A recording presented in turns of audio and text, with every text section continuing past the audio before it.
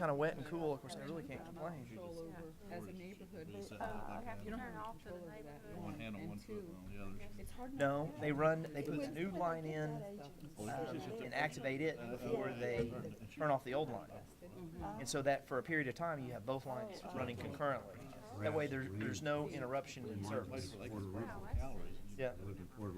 If people can't just turn off the sewer, it just doesn't work. But somebody else might. That's right, if we ever. But if the go down or down, It's all possibly on. such a big lot that it wouldn't be noticeable. Yeah. Yeah, I've heard about that. Yeah. I know you've been out possibly on. When you get to the area out there, You want these back too, Ruth? I take everything. Recycle. Yeah, that's what I mean. Well, I guess I mean reuse, recycle, whatever. Hey, Ruth, last meeting they were talking about, what's permitted in an outbuilding. Basically everything but the kitchen sink. Oh, wow. Where is that?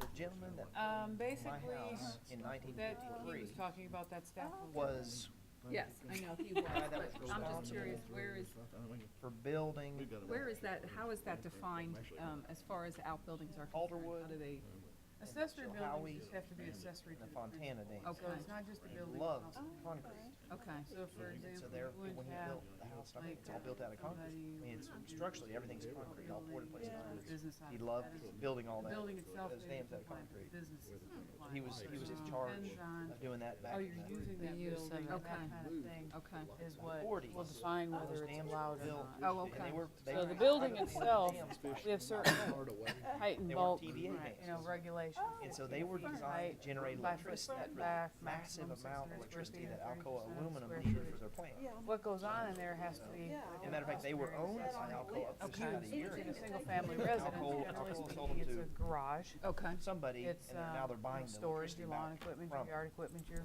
kayaks, But, whatever, you know, it you is do. some So unbelievably that's where cold you water. get into We were up at Chilhowie Dam. that it's actually two different, there's two different Gone, and so we definitions we, that you have to our rely on. boat- Okay. Because when you look at the uses that are headwater allowed of Lake Tellico. within the, you know, So if like you in the go all the way residential up, districts, And if the customary accessory uses is lake temperature's listed about as one of 80, the up there at the dam, uses. it'll be So that's right really below what it, it'll be about dictates. 58 Okay. degrees. And the whole outdoor kitchen So- thing, It's a lot of fun. You jump in Half real the fast people and have jump out in a outdoor hurry. kitchens. Yep.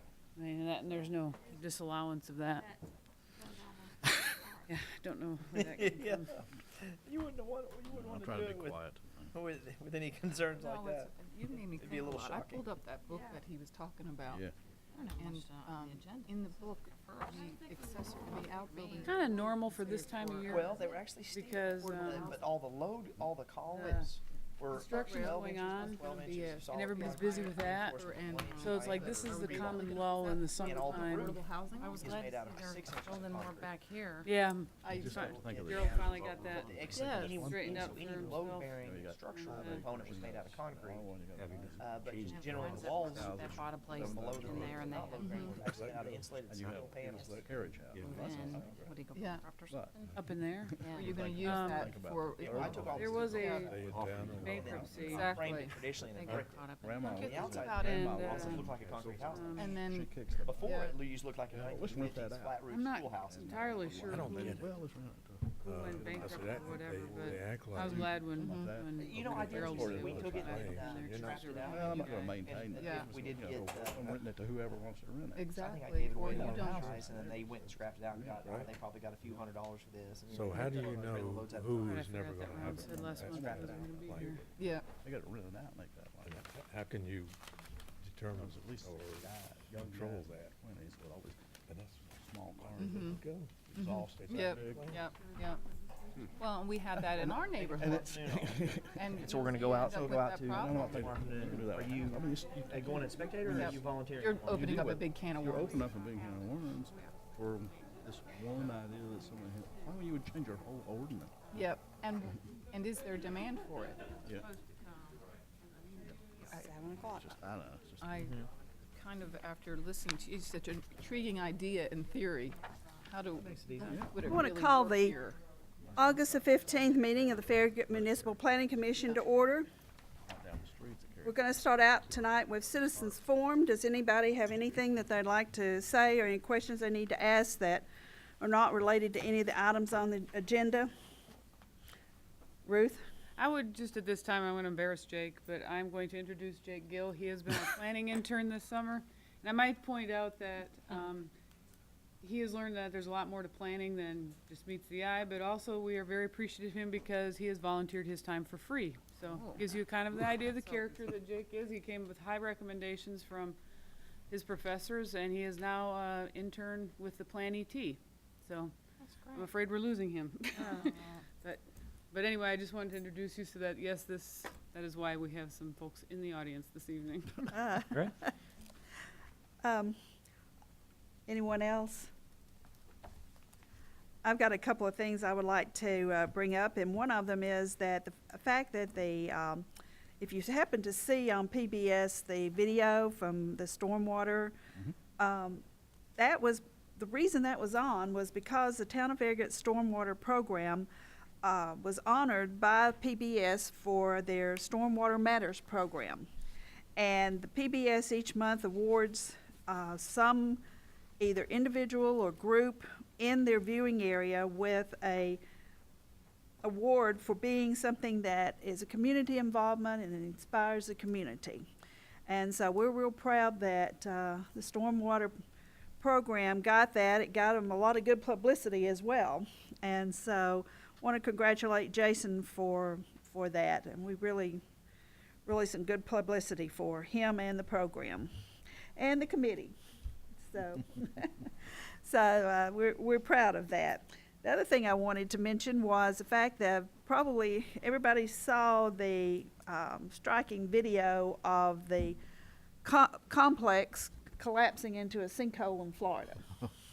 And so anytime you wonder why we do the things we do on Planning Commission, that's why. We want to keep that from happening here in Farragut. We want to keep people safe, and sinkholes are nothing to just put dirt on top of and ignore. So that's one of the things that we do, is to try to keep the people in Farragut safe and healthy. And it certainly was a dramatic picture, and we sure don't want to see that here in Farragut. The next thing, anybody else? We'll move along to the approval of the minutes for the July meeting. Do we have any changes or? Move for approval? I'll second it. All those in favor? Aye. Opposed? I abstain, I wasn't here. Item number 3, discussion of an amendment to the text of the Farragut zoning ordinance, Chapter 3, to allow accessory structure apartments within single-family residential zoned neighborhoods. We talked about this extensively at the last meeting, and I've added on to the discussion sheet that's in your packet, and also included some maps and everything of the town of Farragut. We were talking, the initial request is to allow accessory structure apartments within the R1 zoning district, and the impression I was left with was that every one of you had issues with allowing accessory structure apartments within existing neighborhoods. So in doing some research on accessory dwelling units, the literature recommended that before an ADU, as they're called, ordinance is enacted, the community should do an assessment of needs within, as to whether this is something this community needs. And there were 4 questions that were posed about what determines the need for an accessory dwelling unit.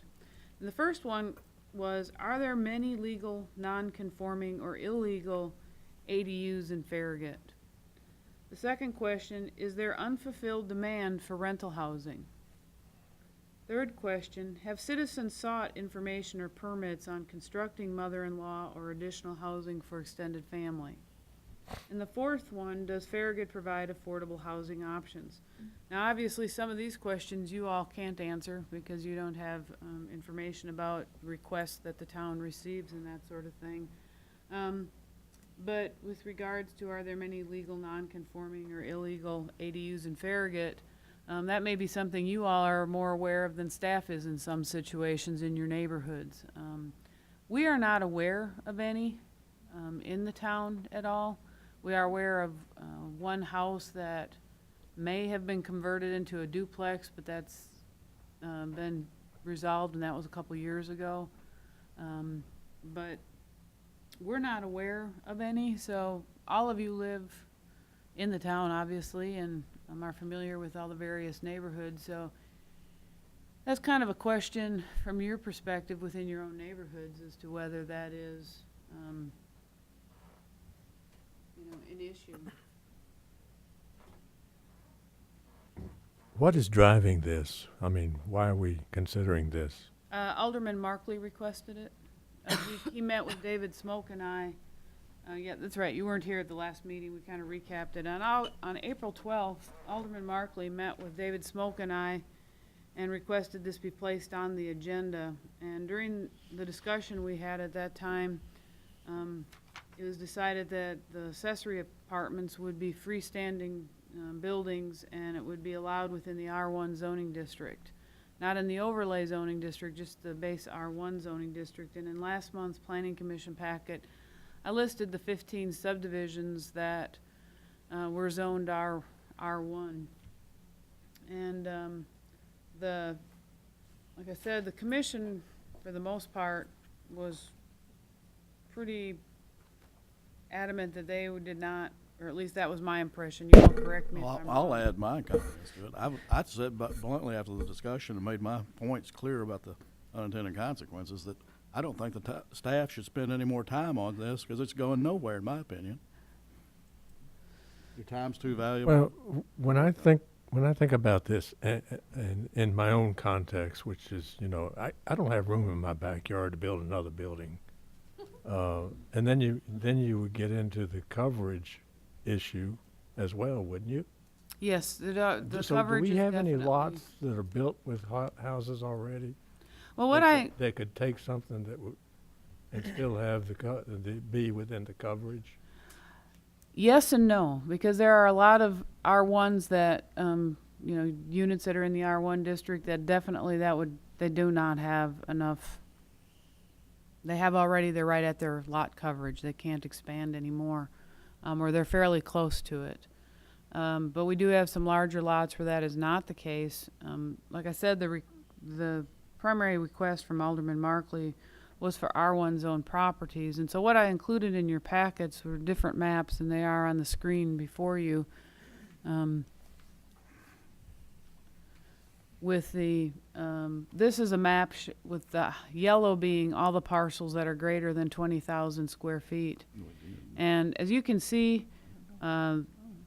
most of Farragut is 20,000 square feet. When this map is of 25,000 square feet, and we still have kind of a hodgepodge, but there are several subdivisions that have, a good number of their lots over 25,000 square feet. Then I went with 30,000 square feet just to kind of give you a gradation of the lot sizes, and we still have a fair number. Obviously, Admiral Road, Concord Hills, Woodchase, and Caswell Stewksbury, which is on McPhee Road, Steeplechase, and Bel Air have more than 30,000 square feet.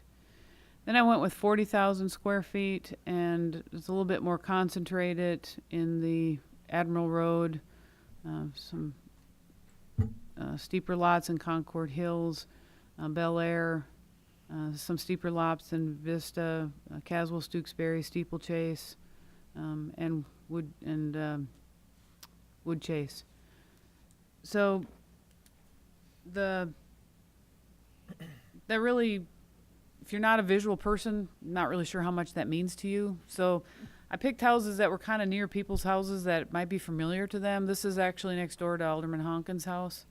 And just to give an idea of what a 20,000, these lots are 21,490 and 21,833 square feet. And the mayor made an excellent point, because you can look at that and there's really not a lot of room for it. And this property actually would meet the R1 setbacks with regards to the lot sizes.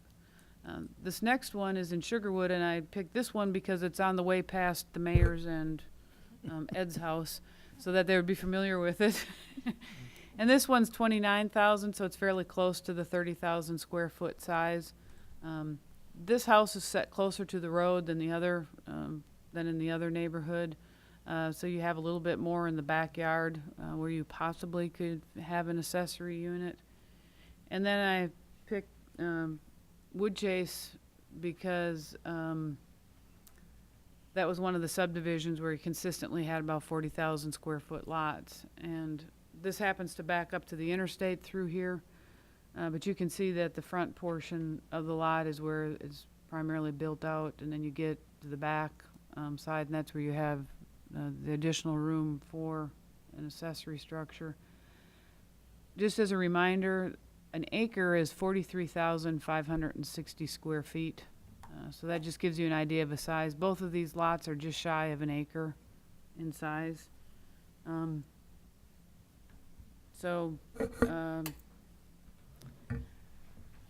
Based on the discussion at the last meeting, I really wasn't sure where to take it from here. Because I didn't really have an indication that I was completely to, say, dismiss it. So I needed to proceed. And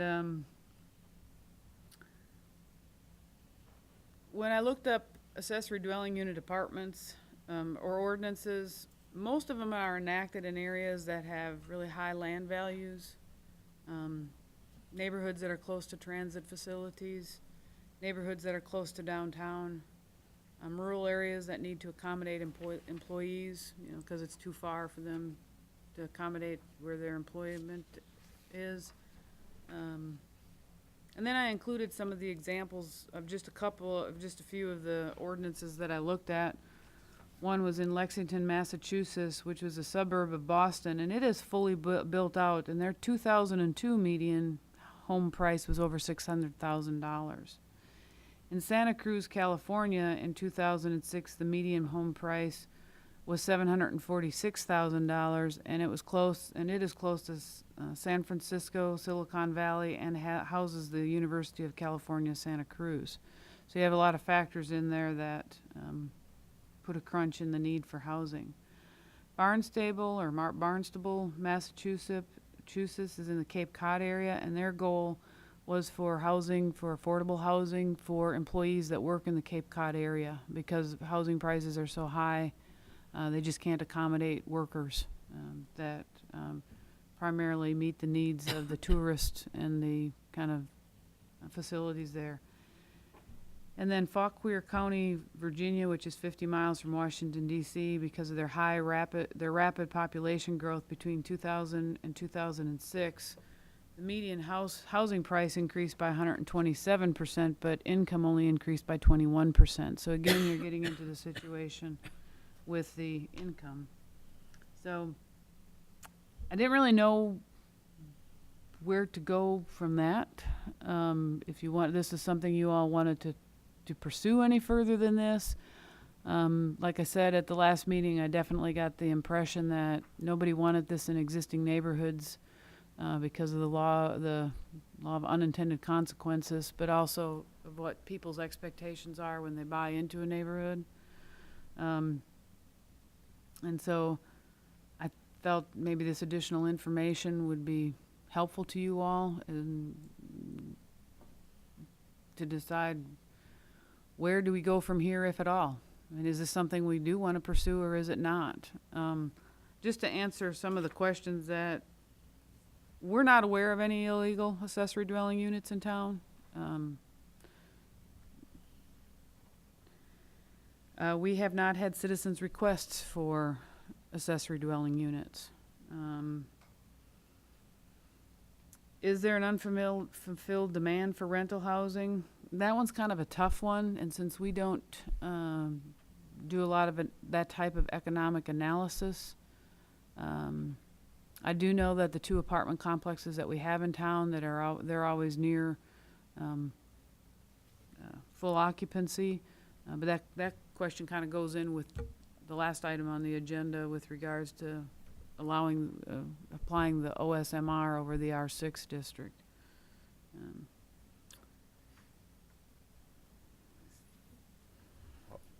I think on this concept is not particularly, I don't think it's suitable for Farragut the way it is, way we are. The fact that there are not very many pieces of property that are even amenable to the concept.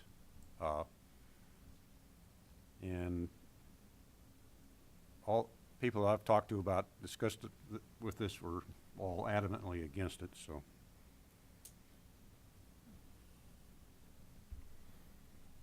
Well, then you also have covenants and restrictions in neighborhoods that would Eliminate most of it Yeah. anyway. eliminate the possibilities, So probably. Why do we need it?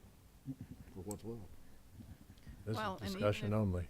If it's, even if it's just for new development only, is this considered an affordable housing option?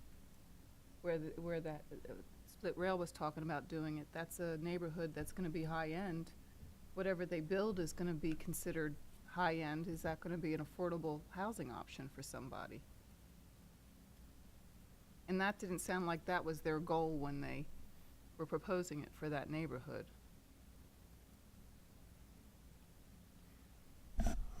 I don't think something like this should be used to double the density of a neighborhood, and I kind of got that impression at the last meeting.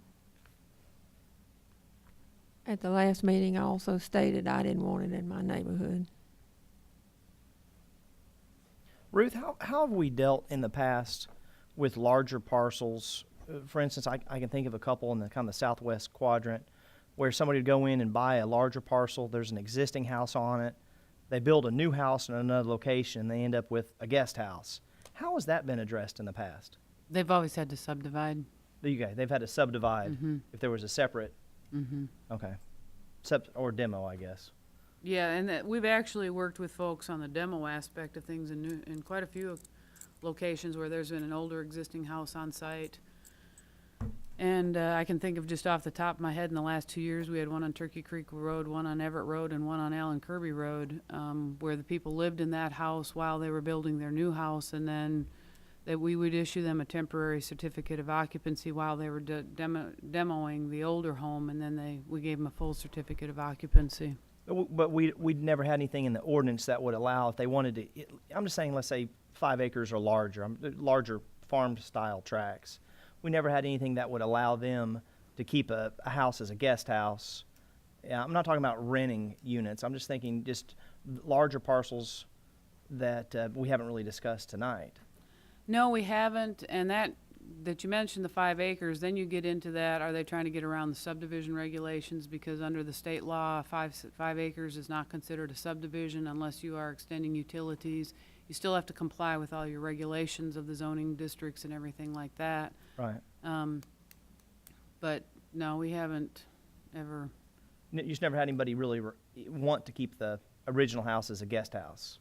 I mean, I guess I could kind of see that as kind of a fun thing. If you had an old farmhouse, you could redo it and keep it as a guest house, and then build your new primary house. Well, you know, Petroni's. Well, that's exactly the one of those I was He thinking. subdivided that out, and he actually designed his so that his driveway could someday be turned into a road, and that could be subdivided off with lots along. In a subdivision, the kind of. Mm-hmm.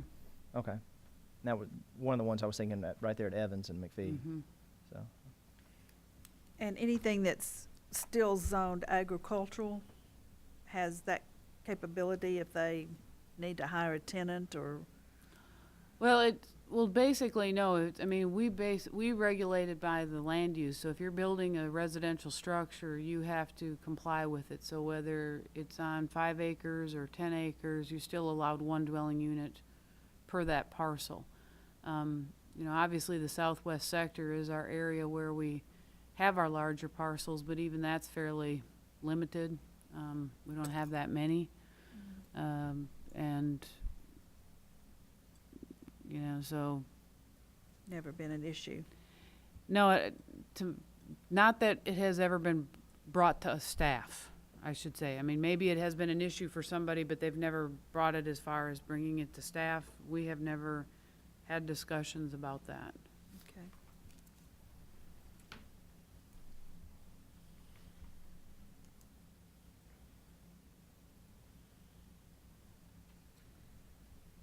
What do you need from us now?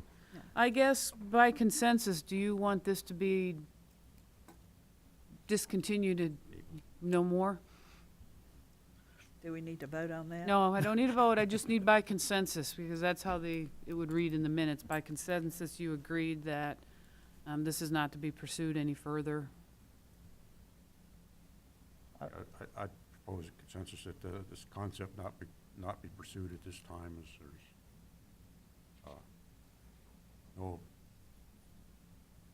currently no valid justification for it. The demand does not seem to be there. Yeah, I'm not sure Farragut's the right place for that. I think you have your consensus. Does everybody kind of agree to that? Well, Okay. think about it. So now that we've reached a consensus, we'll move on to item number 4, discussion of an amendment to the text of the Farragut zoning ordinance, chapter 4, section 4. Measurement of setbacks, open space, visibility, triangle, use of lots and access points to clarify methods of measuring setbacks. This is in response to a lawsuit that the town was involved in last year. The mayor probably is the one most familiar with it, if you can recall when we discussed this at the Board of Mayor and Aldermen.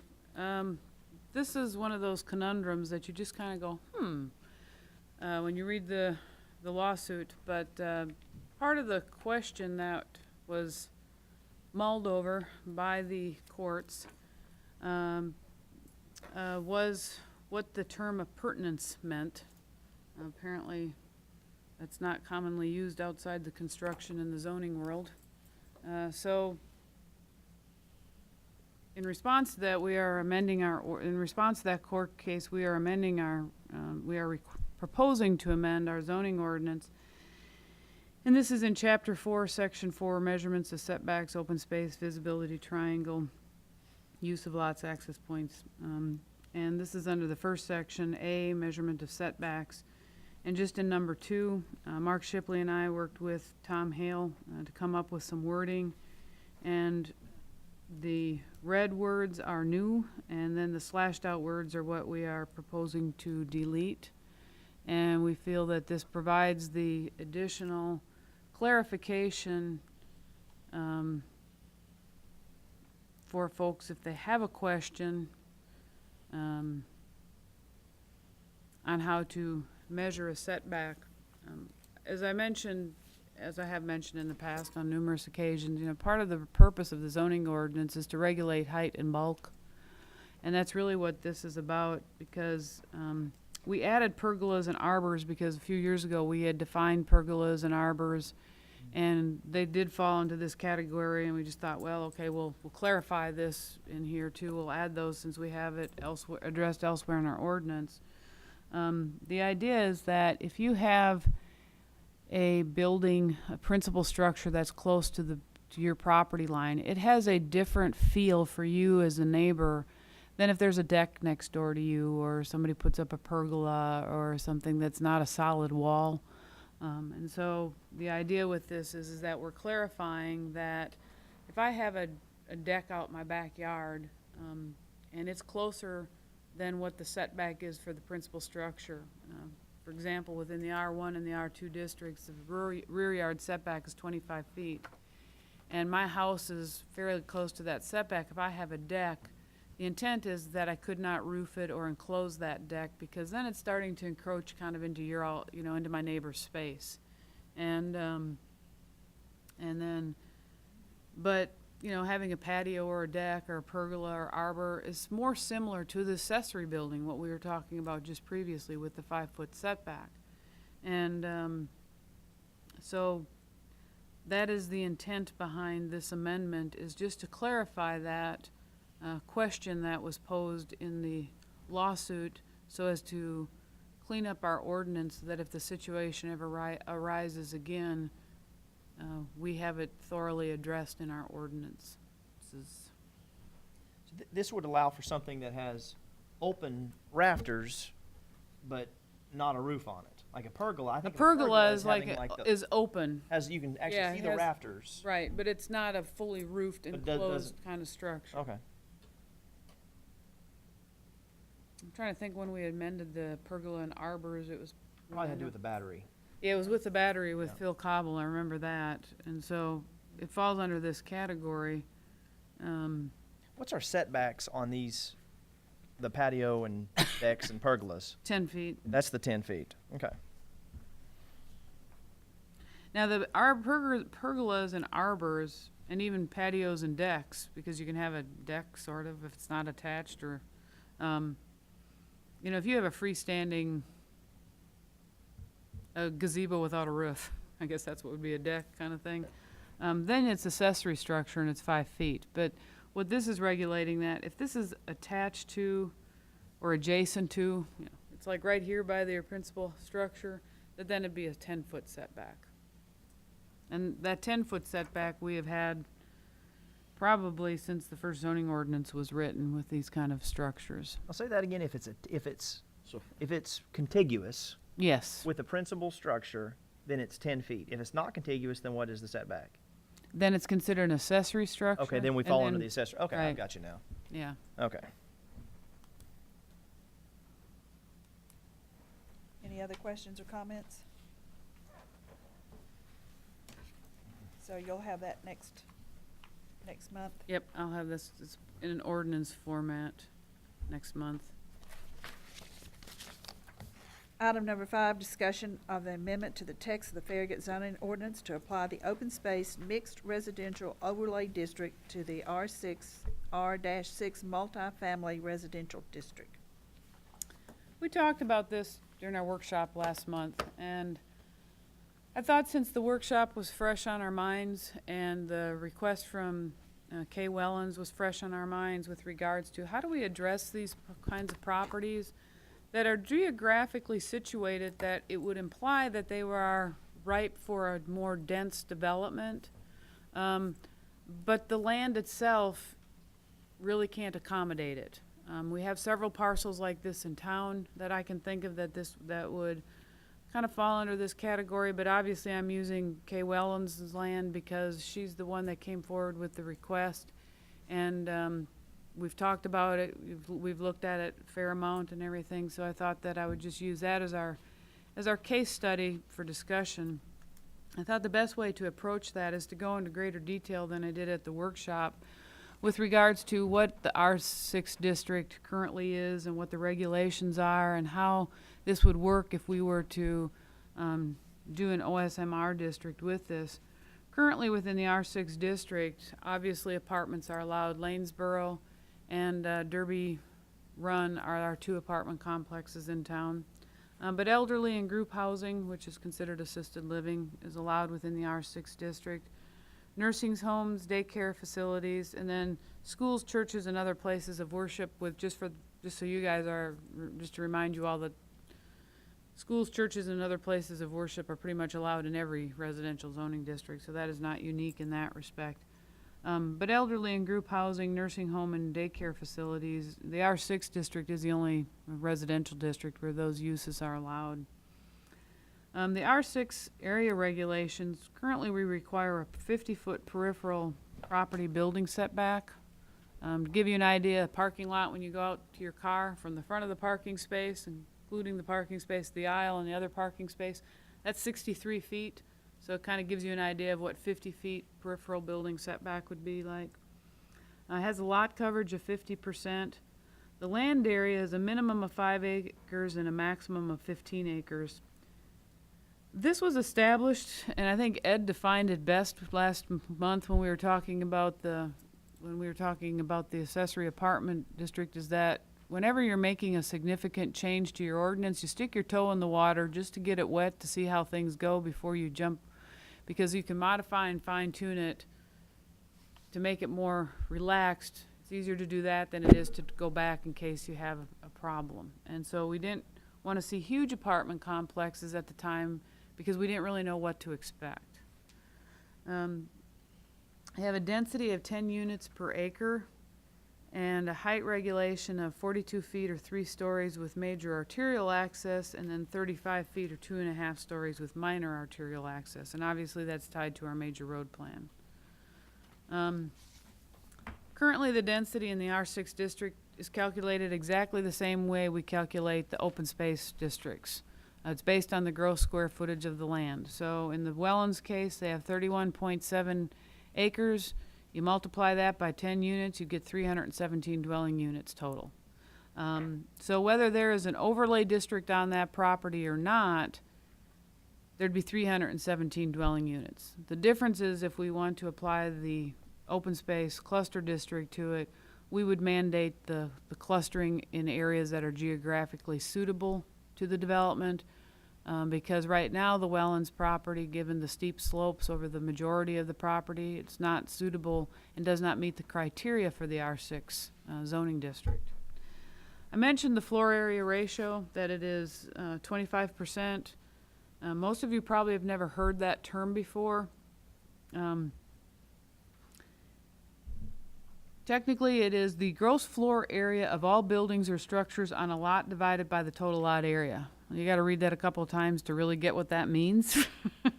But to put it simply, the Wellens property is 31.7 acres. With the 25% floor area ratio, that means that you take the 31.7 and you multiply it by 25%, and you get 7.9 acres. And 7.9 acres is 345,213 square feet. So that's how many square feet of building you could get on that. Did I do the math right, Noah? I hear you. I see your. No, I was just thinking your units could be double the size if you had 2 stories. So it's not, you're not necessarily dictating the average size of the unit. I'm doing some. You're right. math. That's the point. Is the idea behind it is that's supposed to provide flexibility, because some developers of apartment complexes want to accommodate families, so they're going to go with larger apartments. And as a result, their density will go down because the floor area ratio is going to dictate. Some people want to do, some developers may want to do a mix, so they'll do some larger ones, some smaller ones, and kind of do the mix. But the floor area ratio will still mandate the gross number of square feet. And the idea is that you're keeping it proportional. It's very similar to lot coverage, but you're dealing with more of a semi-commercial setting, so it's a little bit different on how to manipulate it. In this particular case, I just said, well, the average unit size would be 1,089 square feet. That's actually not correct, because you have stairwells, you probably have an office, you probably have a rec room or a workout gym, but you kind of get the idea of what I was trying to get at. During the workshop session last month, we talked about going with the option of 4 stories and with 65% open space. Right now, with the R6 development, there is no subdivision of property required. And our open space requirements are tied to the subdivision of property. So if a property is not subdivided, there is no open space required. And so the idea, if we tie this with an open space cluster district, the open space would be tied because it's that cluster type district. And then again, using the Wellens property as an example, you'd have the total of 31.7 acres, 317 dwelling units. Of that 31 acres, 20.6 would be open space, 2 acres building footprint. Basically, how I came up with that was the 31.7 times the 25% divided by 4 stories. So I was actually trying to calculate how much this actually would equate to. And then parking is 8 to 10 acres, depends on how creative you are, how many aisles you have, how many curves you have in it. I based that on measuring a few parking lots here in town and counting the parking spaces and calculating what that land area was. So that's where I came up with the 8 to 10 acres of parking, but that is really dependent on design of the parking lots themselves. One of the things that I was curious about as I was working through this is that our ordinance currently requires 2.25 parking spaces per dwelling unit in an apartment, whereas in our single-family homes, we only require 2 parking spaces. Now, obviously, every one of us can get more than 2 more than two cars in our driveways. But at a minimum require that you can get two cars in your driveway.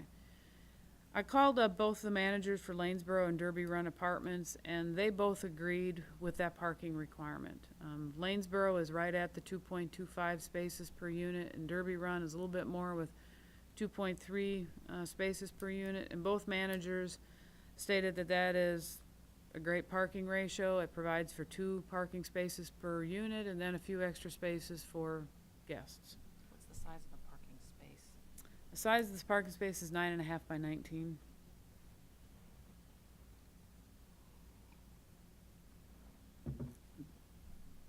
So I've rambled on about this and thrown a bunch of numbers at you that are kind of hard to absorb.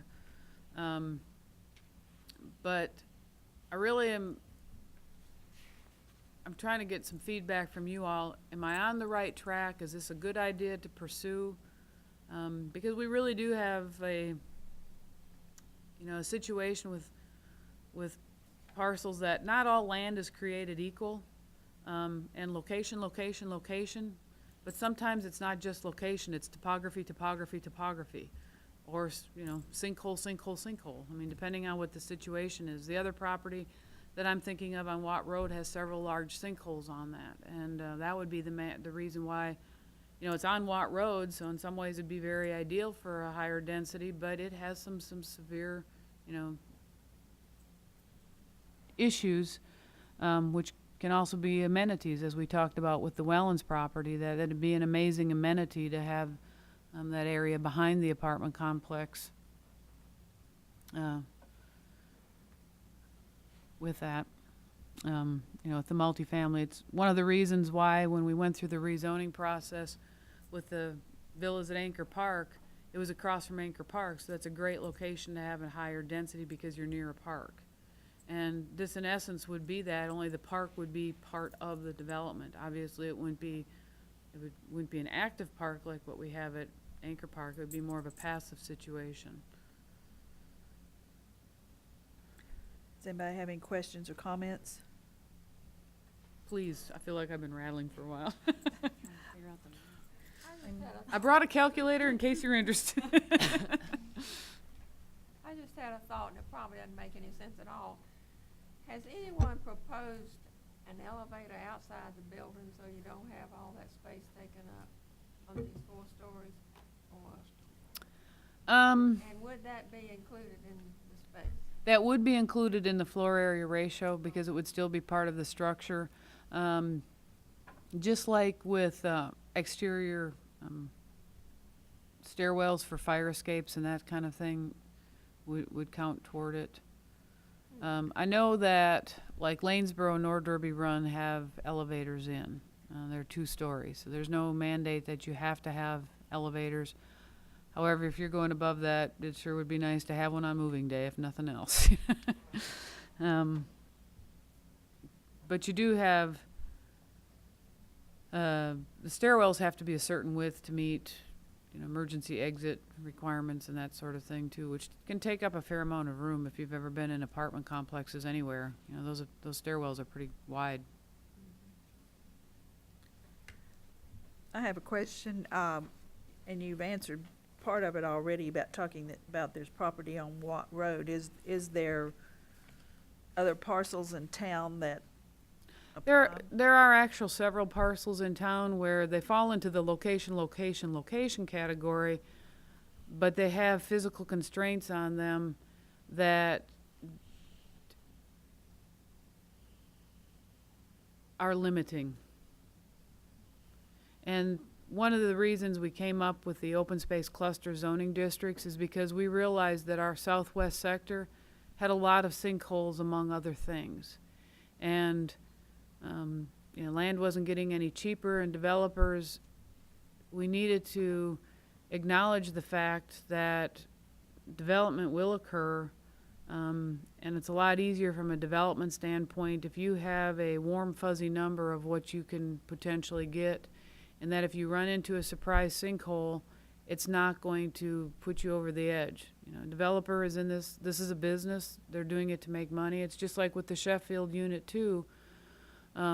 on the concept plan, it identified an area as a potential sinkhole, but they opted not to investigate because they weren't developing that portion at the time. Well, upon investigation, it was found that it actually was a sinkhole, so they had to kind of design around it, but they didn't lose any units. They just kind of squeezed on one of the streets, the lots a little bit closer together, and accommodated the extra dwelling unit that way, and that way they stayed out of the sinkhole. But from the developer's standpoint, it gave them, their numbers weren't completely gone out of whack because they started losing units or anything because they ran into something out in the field. And that would be the idea behind this, but rather than it being, a lower density residential, we're really trying to accommodate apartments or that have lands that are geographically situated that would be appropriate for apartments, at least part of the land, but that to be able to use the gross land area counting toward their density, and we would still have the mechanism in place that would mandate the preservation of the environmentally sensitive areas. If you remember, as part of our land use plan, this time around, and as we talked about when we went through it 13 years ago, protection of environmentally sensitive areas has always been kind of a cornerstone of Farragut's development patterns. We're not limiting this to apartments, are we? Well, at this time, that's all this would be the R6 district. At the workshop last month, I also talked about the R2 district as being a potential overlay district, but since the Wellens came to us with their request, I felt it was appropriate to talk about potentially amending the R6 district first, because there's actually, someone that was standing behind the podium that was looking for guidance from us as to what possibly could be, what avenue they would have to pursue with, potential development on their property. And that's why, it's going to take a little bit of fine-tuning and working and thought and everything on this for the R6. Once we can complete this process, if you all feel that it's time to move on and also apply it to the R2 district, that'll be our next step. But I just thought, since this would be the first step for this particular one. How does the number of stories affect this? Because here you have 4 stories. Well, Lanesboro Apartments, for example, you have 2 stories and you have 16 units per, I think it's 16 units per building. And if you double the stories, you suddenly would get 32, units per building. And I did do a lot of measurement in the Lanesboro development, just so that, because that's a real life situation. If you go into Lanesboro and you picture a 4-story, like what you see down near Walker Springs and those kind of develops, because a lot of apartment complexes are all 4 stories now, because they're going up. It's cheaper than continuing to spread out, and so that's where I came up with the 4 stories. And also in this particular case, we are right next to the Holiday Inn Express and to now the Fairfield Inn and Suites, which are both 4 stories. And there will likely be another hotel built on that property with the Holiday Inn Express, and it will also likely be 4 stories. So the 4 stories is compatible with that area. And the 4-story building that's going on Kingston Pike in front of the Old Stage Hills neighborhood, I think we're going to see more and more of this because land is expensive if you can go up, but it also preserves a lot of open space by doing that. When we were going through the rezoning in front of Old Stage Hills, Alderman Elliott had asked the question about, having this 4-story building in front of Renaissance, doesn't that create more of a visual block? And it's like, well, in some ways it actually creates less of a visual block, because when you're in the car, it doesn't matter whether it's 1 story or 15 stories, it has the same perspective when you're trying to see what's behind it. And if you have this versus this, you can see around it better. So it gives goes back to that height and the bulk and the density kind of thing. You have different perspectives with different things, different ways of doing it. Ruth, you have 65% open space. Is that dictated by that? Is that dictated by the Where did that number come from? Well, actually, that was a number I pulled out of the air, sort of. Okay. What I looked at was that with our current open space cluster districts, we have 35%, and that's in the R1 district, which is 20,000 square foot lots. And I thought that if we are going to take an R6 district, which has greater density, having more open space would be compatible. And I pulled that number. I had written down that we would have, when Mark and I were talking about this, I had written down like 45%, 55% for different, and then by the time I got up to the R6, it was 65%. And when I measured the Wellens property, that actually ended up being really close. So it was just it really was a number I kind of pulled out of the air based on R1 is 35, R2 maybe, R3, that kind of thing. Or I went with R1, R3, and R6, because R2 and 6, because I didn't go with the R3 or R5 for it. When you think about the Watt Road property, does that number work for them for that property as well? Possibly. It actually might be a higher percent on that property Okay. because of the. That's more dictated by the problems with the property. Mm-hmm.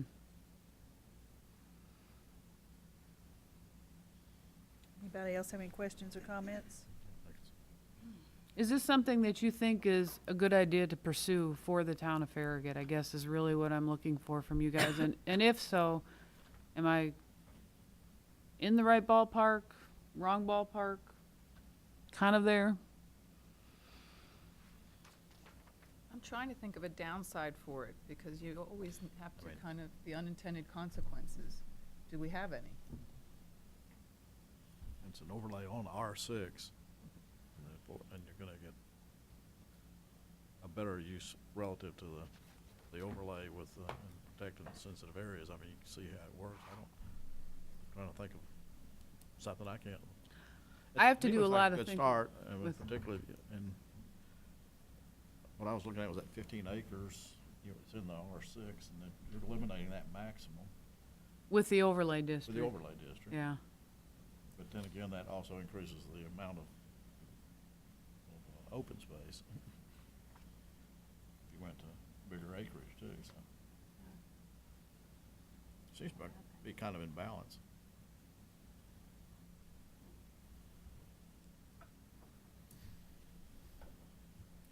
Interested in other people's thoughts.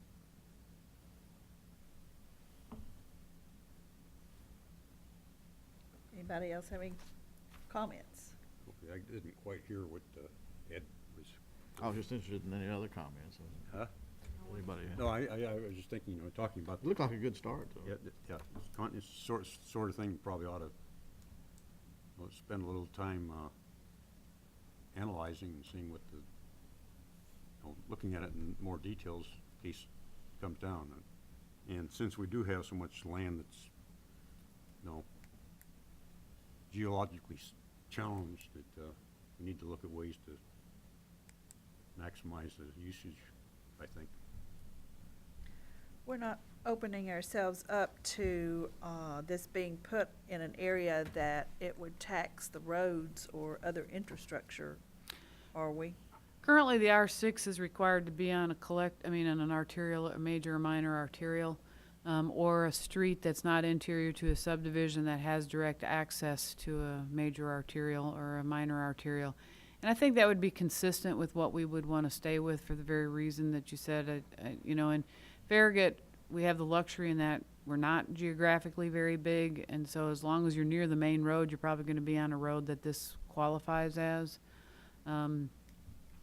Just as a reminder, like Kingston Pike, Campbell Station Road, Watt Road, South Campbell Station Road, Conquer Road are all of our arterials and everything. So those are our main roads. And then a portion of portion of Grigsby Chapel Road, and of course Parkside Drive. So that's kind of the spine of our whole roadway network in town, those streets. Would you like me to put just a little bit more, this was all words, which is great, but it is hard to visualize. Would you like me to I'll work on this for a while and come back with, come back to you with it, and, Yeah, a few graphics that are. Pictures, yes. Examples. Yeah. Okay. And some places, if there are, like you said, in Knoxville, that we could actually look at. Now, Knoxville and Knox County both have higher densities for their apartments than what we currently allow. And I know that, you know, oftentimes when you say, oh, our ordinance allows 10 units per acre, people are like, well, that's not very much.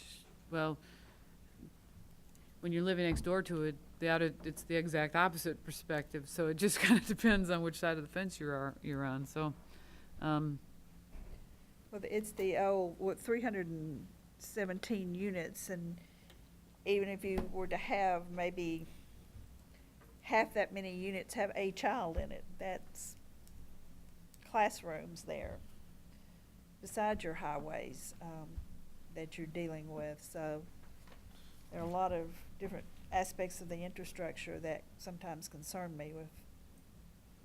That just gets us rezoned back to Farragut that much faster. Build apartments, please.